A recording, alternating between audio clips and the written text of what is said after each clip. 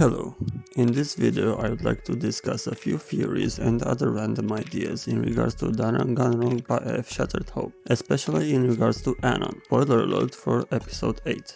Before I begin, I feel the need to put a little disclaimer. It's possible that I'm overthinking things. Also, I haven't really read up too much on theories for Danganronpa F, so it's possible the things I will talk about have already been pointed out or explained by some other people or even the developers. Regardless, I did this video mostly for fun to share some more wild theories regarding the story. The first theory I would like to present is in regards to Anon going missing for a short while during the first day of the killing game. What exactly do I mean by that? Remember in episodes 1 and 2 how Enigma was going around meeting everyone for the first time, learning their names and such? And Anon was the last person to reveal his name in episode 3 after they found the bodies of the two girls near the elevator. But that shouldn't have happened because Enigma went around and checked every available area of the first floor of the academy, going from the gym to the restaurant. Rox even comments at the time that Enigma didn't bump into Anon either.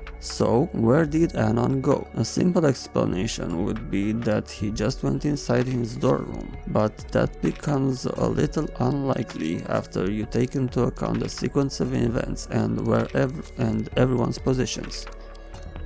First, let's take a look at the map. After Monokuma gave his explanation of the killing game, everyone was in the gym for a while and then left to explore the academy on their own. They all left in this order: Korza, Cross, Scarlet, Pocket, Grisp, Yaxi, Cancel, Twin, Moraiteru, Anon, Rox and Risi, Rock, and finally Enigma. Then Enigma met with everyone as follows: Cancel right outside the gym next to the stairs, Yaxi in front of the toilets, Grisp in the incinerator, Cross in the dorm lounge area, Scarlet who dragged him into her dorm, Moraiteru in front of the gambling room, Pocket next to the pool, Korza in front of the elevator, Rock in room 1A, and finally Rox, Risi and Twin in the dining hall.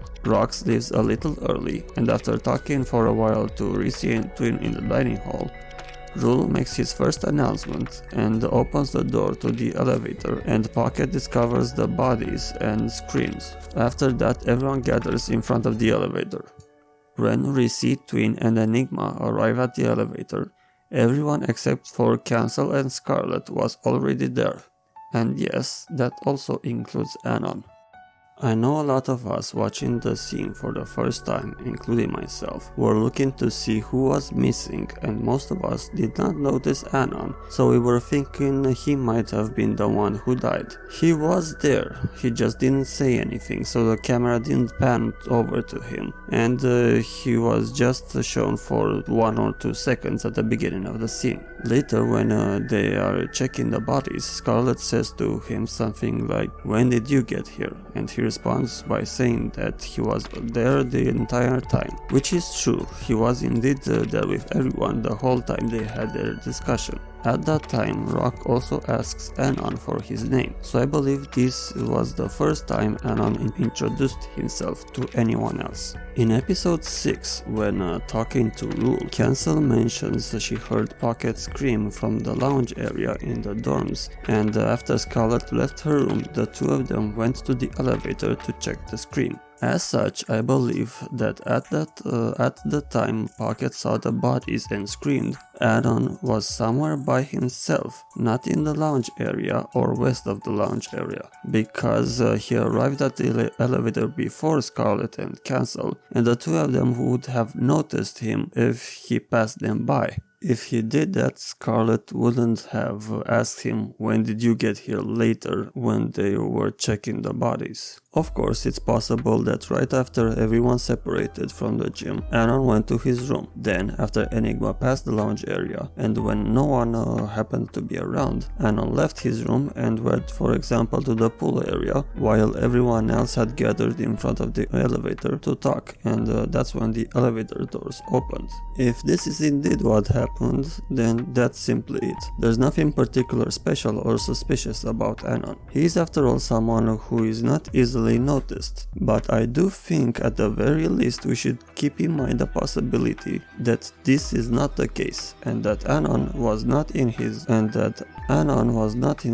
dorm room, but somewhere else. Aside from his dorm room, there are only 3 other places that I can think of. Most likely he was not beyond the previously locked red door leading to the elevator where the bodies were. Pocket was right there when the doors opened, and the others would have surely noticed if Anon came out of the room with the dead bodies in it. That only leaves the still locked gambling room and the previously locked room 1B, where Korza had to participate in his second sacrifice game and where the first victim was discovered. Finally, another possibility would be that there is a hidden area somewhere that only Anon knows about, and for some reason he was there while Monokuma and Rule were having their discussion, and while Rule took over as the new Mastermind mascot. Like I said, I could be putting too much thought into it. After all, Anon does seem to have the role of the mysterious character in the story, so leaving him for last for an introduction would have just been the writer maintaining a sense of mystery. But at the same time, I still wanted to talk about this possibility. The next theory I would like to present is also related to Anon, and it's a possible explanation for his lack of talent. TLDR, I think Anon might have sacrificed his talent in the first sacrifice game at the beginning. After Enigma meets with everyone and tells them that he didn't write anything on the paper in the sacrifice game, Rock concludes that everyone chose the same thing and that they didn't sacrifice anything, putting themselves in danger. But it's possible some people lied or just didn't say anything and let everyone come to their own conclusions, like Anon tends to do from time to time. I know some people think the girls discovered in the elevator area to the trial ground might have been killed because they chose to sacrifice something, but I don't think that's the case. Judging by the state of the bodies, they have been dead for a few days, but the sacrifice game had been held just a few hours max before everyone discovered their bodies, and I don't think there's any time shenanigans happening from the time Enigma woke up and when they discovered the bodies near the elevator. So I think it's more likely the dead girls are either participants in a previous game or no longer needed extras for the current game. For example, maybe the organizers initially wanted to have a game of 16 people with 8 girls and 8 guys like the Danganronpa games, but then after kidnapping 16 people, for some reason they had to make do with just 6 girls, so they killed 2 of them at random. In any way, the options for the sacrifice game were as follows. 1. Sacrifice what is most important to you and be safe, though the thing you sacrificed will cease to exist. 2. Don't sacrifice anything and put yourself in danger. A paradox that this game creates is that if you consider yourself to be the most important thing to you and you sacrifice yourself, the game would have to make you disappear but at the same time ensure your safety. In his character reveal trailer, Anon calls himself a non-entity, which would kind of fit someone living by this paradox. Of course, it's possible that what is most important to Anon is not himself, but his pets, for example. But given his desire to prove that he can achieve something, as he mentions in his free time event, I do think that a talent or a successful career or achievement could be something he considers equally important. An obvious problem with this explanation is that if he did sacrifice something, then according to the rules of the sacrifice game, he would have ensured his safety. If so, then why is he participating in the killing game? It's possible his safety within the game is ensured by some means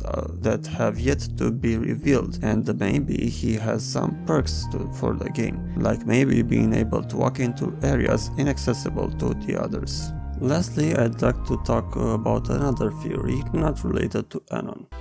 I'll just talk about it here since it's not worth doing another video on it. It's about something the characters have also talked about in the evocation discussion. Why do none of them recognize each other, especially since Yaxi and Pocket are supposedly famous? I can think of several possible explanations for this. During that discussion, Rizzy brings up the possibility that the memories of each other have been erased or suppressed, similar to their other memories. The problem with this, however, is that in this situation, seeing each other would potentially trigger their memories to resurface, similar to how their memories of their talents resurfaced when they saw their ultimate titles in their tablets. It's possible, of course, that they may start to remember stuff gradually, including memories of each other. One other possibility would be that the others have heard of Yaxi and Pocket, but they just don't recognize them because they have a different name and different appearance. Obviously, Yaxi and Pocket are code names, and the others would know them by their real name. Furthermore,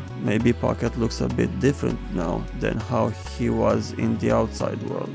The problem with this, however, is that this would be easy to clarify. Pocket, for example, could just say he's the player that plays for this team and that he did this particular feat. Then the others would surely realize who he's talking about and maybe remember his name. But we do have this sort of example with Yaxi. She says that her fans have nicknamed her the Iron Maiden. That is a nickname that was supposedly attributed to her in the outside world, but Enigma still doesn't recognize her or has heard of anyone going by that nickname. Though Yaxi does like to brag and exaggerate a lot, so maybe that's the explanation?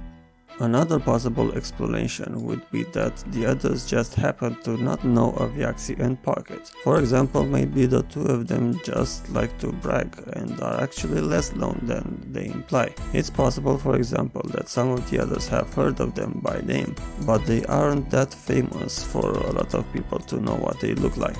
Another possibility would be that Yaxi and Pocket are actually not famous at all, and are either lying or have false memories regarding their talent. And finally, the fifth possibility I've come up with is that they are all from different times or different worlds. Yes, I know it sounds pretty out there, but it is a possibility nonetheless. For the different times variation of this theory, for example, Yaxi and Pocket could have started their careers after everyone else was kidnapped and put in some form of cryogenic sleep. For the different worlds variation, basically the idea is that all the participants are from a different world and brought to this one point in Antarctica to play the killing game for some reason. And maybe the worlds they are from could be Danganronpa fanfiction worlds or something like that. For example, Rox could be from the Danganronpa world itself, and that's why she's the only one who knows about Monokuma. Then Rock could be from some fantasy young adult world, because that's the vibe his backstory gave to me with the whole city versus village conflict, though I don't really think that was intentional. It was just a vibe that I got. Obviously, this theory is really out there and doesn't really have anything to support it. The best evidence I could think of is the F in the title, which could stand for fanfiction, as in Danganronpa fanfiction, Shattered Hope. If it turns out to be true, it would be pretty meta, but then again, Danganronpa itself is pretty meta as well. Regardless if it will happen or not, I still think it's a pretty fun idea, so I just wanted to present it here. Anyway, that will be all for now. Do you think I'm reading too much into Anon going missing? What do you think of my silly Danganronpa fanfiction theory? Like I said, I did this video mostly for fun. This will probably be my last Danganronpa F video for a while. Maybe I'll do a quick killer prediction after the investigation. I'll see. Feel free to do your own videos, post your own theories and such. Have a nice day and thanks for watching.